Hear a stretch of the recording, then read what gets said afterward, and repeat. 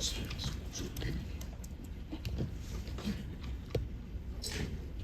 yesterday, Jed York was telling a story, Passion came up in basically the first week of training camp and said, Brock's the best quarterback on the roster already. When did you have an idea of how much Kyle could do? When I first got here, I was obviously just trying to learn the playbook and compete every day as hard as I could on the field. And then over time, honestly, I didn't really know ever. I was going through the preseason games. He wasn't really saying much. Obviously, he was trying to develop Trey as best he could and all that. And we were all, being there for Trey and helping Trey out. And then the season sort of came around, and I found out I made the team. I was like, oh, okay, I think he respects the way I play and how I handle things. And that was really about it. And then I got my opportunity against Miami, and then we sort of talked after that. And that's sort of when he started telling me, hey, since you've been here, you've been doing everything right, that kind of thing. So that was really about it, though. How much is the 2019 Super Bowl used on tape from Kyle this week, or is that too far back to be useful? When you talk about sort of just the history of the two teams, I mean, we've talked about it, the Super Bowl, the stage, and sort of how that game went. But in terms of scheme and stuff, it's different, I'd say. We're obviously studying this year's team against the Chiefs and what they've done the last however many games this year, and so that's really where our mindset is at, and looking forward to it. Brock, your whole life's been pretty much a whirlwind for the last year, and now it's like a tornado basically going into the Super Bowl, everything that goes into it. Kyle had talked about everybody wanting their affairs in order before you go there.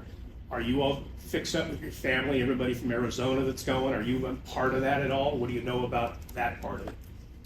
I don't have a big group or anything. Going to the Super Bowl, it's really just, my immediate family, my fiance's immediate family. That's really about it. So obviously it's a big game, and, trying to handle everything up until we leave, get on the plane and go to Vegas. Just in terms of who's going to the game, all that kind of stuff. Obviously our scheme and what we're trying to do against the Chiefs, so that when we get on the plane and we're going through all this stuff throughout the week, we understand what we're trying to do and the plays that we're running and all that stuff. So I think it's huge, and Kyle's harped on it. We want to handle everything before we get on this plane this week as if we were playing this week. So it's been good. It's been efficient. It seemed like Fred had an extended huddle with you guys yesterday before practice started. What's been his message to the team, and what's been the overall message from the veterans about this week and the practices this week? Yeah, I mean, obviously every practice, every moment matters.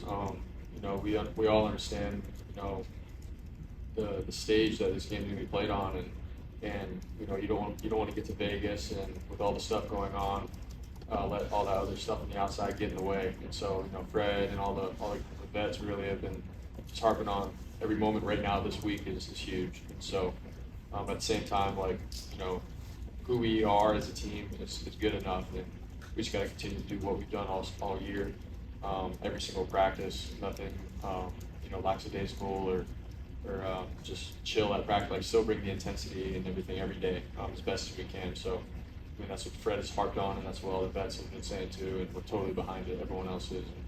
So, obviously, I think once we get to Vegas, we'll start feeling it even more. But at the same time, we got to do what we've done all season long, because that's good enough. What kind of crossover have you had with Mahomes? You said again? What kind of crossover have you had with Mahomes over your career? Did you talk to him after that game in 2022 or anywhere across? No, I haven't talked to him or nothing. So obviously respect the heck out of who he is as a player, what he's done in the league. It's fun to watch. So, but yeah, I haven't had any interaction. What is George's personality think on game days? Yeah. Oh yeah, he keeps it fun, man. He just has a good perspective on playing the game of football. Obviously, you got to be so detailed in what you do, and every little play and moment is huge. We all get that, but George sort of brings us back to, hey, we're playing the game. We can have fun with this. We have such a good team, and you never know if we're gonna have a team like this again, kind of thing. So he's like, let's enjoy every single snap that we have together, every drive, every game, and sometimes I'm a little annoyed. I'm like, come on, dude, let's get into it. But he brings you back down to having some fun with the game. So we all love it. I don't know if you can quantify it, but how important is it to have sort of a variety of leaders and communicators just in different styles that people have? On this team, Yeah. Yeah, I mean, it's awesome because you get to talk to guys all the time about their experiences throughout their years and their career. Obviously, their experiences here. And I'm talking to Eric Armstead and what it was like in 2019 for him, and obviously even when he first got here, what it was like till now. And same with George and Fred, Drake Greenlaw, his rookie year playing the Super Bowl. Same with Debo. Like, you got all these guys that have played in big moments and big games, and all those things have added up to their experiences, and you get to ask about it, to them. So that everyone's got a little different perspective and maturity to them. So for me as a young guy in the league, like it's pretty fun, and I'm very blessed to have those kind of guys because I get to ask them, and everyone's got a new perspective on it, and everyone's mature, and everyone understands what it takes. So for all of us young guys on this team, man, we're very lucky to have those older guys to sort of put their arms around us and sort of teach us the way. How much have you asked just this week, particularly about the Super Bowl, and what kind of lessons are you getting from her, taking from those conversations? I mean, I've asked a bunch of guys just really throughout the last, couple weeks and so, just as the playoffs has rolled around, the big games, the moments, what changes, what their mindsets are. I've asked almost all the guys. And so I've taken something away, from every single guy. I'm not really going to say specific things from specific people, but all I can say is, man, the leadership and the experience with these guys here, like, you can tell how much the guys are hungry for one, because you never know when an opportunity like this comes around. You'd ask, like, Trent Williams, man, he's played forever, and he hasn't had an opportunity to go to the Super Bowl and play in one yet, so, like, this is huge, so, but every single guy's got a cool perspective. Brock, you threw that ball up Quarterbacks to, who've been through this before. You said Have again? you reached out to any quarterbacks who've been through this, just to get their perspective on what this would seem to be like? I talked to Kurt Warner just through some interviews and stuff, sort of what he went through throughout his Super Bowl experiences. Steve Young, a tiny bit, nothing crazy yet. Hopefully I'll be able to reach out to him and talk, but outside of that, it's been such a whirlwind with, our games played and practices and everything now, and who we are as a team. So, yeah. Brock, the last two games you guys have gotten off to slow starts, but you finished fast. How do you reverse that? How do you get off to a faster start in this game? Is there anything that you can think of that would, maybe help you guys get off to a faster start offensively? Man, I feel like all of us were sort of learning that, just that, really that chip on our shoulder, the mindset of our backs being against the wall, and we need it. That's when our best style of ball comes out, and we all step up to the plate and play our best. So, whatever that mindset is early on, we need to get to it. And so, obviously, we need to do a better job with third downs early in the game and converting on those and staying on the field.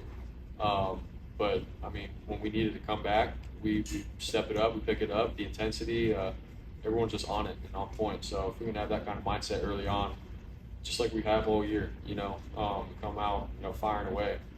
I think that's when our defense plays well with that. So it's something that we all got to talk about and be better at for sure. And that starts with me. So. A couple more. Jed York told us a story yesterday about when one of the first meetings happened with the team here in Santa Clara, that your parents were there taking notes, and he saw that and thought it was different. How much have your parents helped you and supported you throughout this journey, and how are they going to support you this week, especially going into your biggest game? Yeah, obviously, everything that I do in my life, what I believe, and knowing that I'm loved by my parents, it's been huge for me. It sort of allows me to just go and play and know that they've always got my back. That's been huge for me. And so obviously their perspective on life and how they've handled their life, I've looked up to that a lot. And so obviously when I first got here, they were just like working hard, just like I was, in terms of how parents in the NFL can support their kid, and they've done a great job and a tremendous job with that. And obviously this week, more than anything, they're going to love on me and support me, and win or lose, they're going to always have my back. And as a player and as a person, to know that, that's huge. And so, Did you see that there were? Question to that. I spoke to your mom this weekend, and she mentioned that when she asked you what you want to do, you kept saying, I don't play football. And as a mom, she's very concerned and asked her, what's your plan when you never had one? At that moment, did you ever imagine you would actually be playing football? yeah, for me, my mindset was I'm going to give it my all. I'm going to give it my shot. that's up to God if he's going to allow me to play football or not, or go a different direction. And so that was my honest point to my mom. I was like, I'm going to give it my all. I don't know what plan B is, but God will lead me where he needs me if it's not to be. So I kept telling my mom that.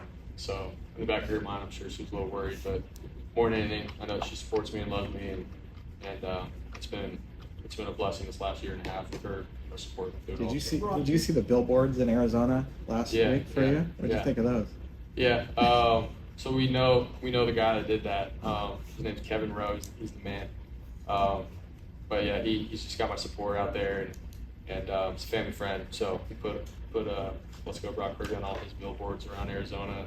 A bunch of family friends were reaching out about it, so it was pretty cool. Brock, You threw that pass to Ayuk because you trusted him. There was a built-up of trust there. If you actually talked to guys that he went to even junior college with, they were kind of thought it was a great catch, but they said, we saw that all the time in practice. Is that kind of why you trusted it? Because you've seen that too? Yeah. You can go back to camp, OTAs, you name it. The kind of catches that BA makes at practice, it's pretty insane. Just his range and his ability to move in the air, all of it, all into one. And so, yeah, when there's a moment like that, he's definitely one of the guys I can trust to just throw it up 50-50 and the BA is going to make a play. So he's very acrobatic. He can track a ball really well, all of it. And so, like I said, one of the most underrated receivers in the league. I think he's one of the best in the league. For me to just throw a ball up like that, you definitely, as a quarterback, know and trust that he's going to come down with it. Brock, in Last one was intermediate throws, where kind of over linebacker, between safety, top, between the hash marks.